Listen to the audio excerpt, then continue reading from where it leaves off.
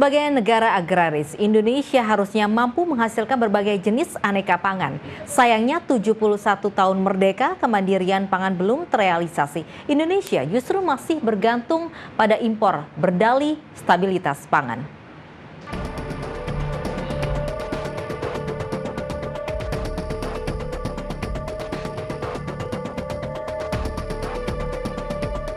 Indonesia dikenal sebagai negara agraris yang mampu menghasilkan berbagai jenis aneka pangan.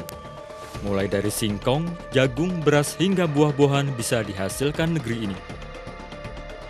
Namun seiring dengan perkembangan zaman, pemerintah terus membuka keran impor. Produk pangan yang harusnya bisa diproduksi di dalam negeri justru dipenuhi melalui jalan impor. Beras misalnya, kecenderungan impornya terus mengalami peningkatan. Bahkan hingga Juni 2016, setidaknya sudah lebih dari 1.000 ton yang telah diimpor. Begitu juga dengan kedelai yang juga mengalami peningkatan. 3 itu aja mungkin yang hampir tiap saat ya, tiap tahun ya.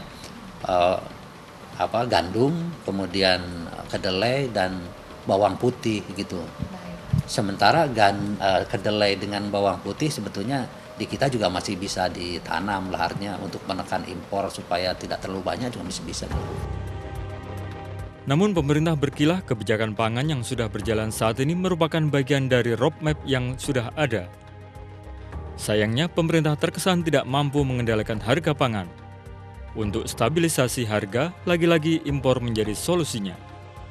Nggak ada soal impor yang sudah diputuskan kita tetap laksanakan. Ini persoalan lama. Ini puluhan tahun, nggak bisa satu hari harus selesai. Secara bertahap kita selesaikan rantai pasok ini. Kita sudah akui semua bahwa itu panjang, ada anomali. Kita selesaikan. Kalau beras sampai 8 sampai 9, kita usahakan 3 sampai 4. Sudah saatnya pemerintah memperbaiki tata kelola pangan agar tidak memberatkan masyarakat. Impor yang selalu menjadi solusi seharusnya sudah mulai dikurangi. Jangan sampai kemudian pemerintah fokusnya hanya buka tutup impor, sementara rantai pasokan yang panjang ini, di setiap rantai pasokan ini harus disediki. Kenapa kan lucu, misalkan harga daging tidak bergerak, walaupun ada jeroan sekarang kemudian diimpor, kemudian sekarang daging kerbau juga diimpor. Ini nggak mempengaruhi elastisitas supply. Ini ada apa? Mungkin bisa lebih kemudian jeli melihat rantai pasokan yang sudah terlalu panjang tadi, dan dilihat adakah pihak-pihak yang bermain. Gitu. Sudah hampir 71 tahun Indonesia merdeka, tapi negeri ini belum mampu mewujudkan kemandirian pangan. Daya saing produk lokal dan rantai pasok pangan harus menjadi perhatian pemerintah. Tim Liputan MNC Media memberitakan.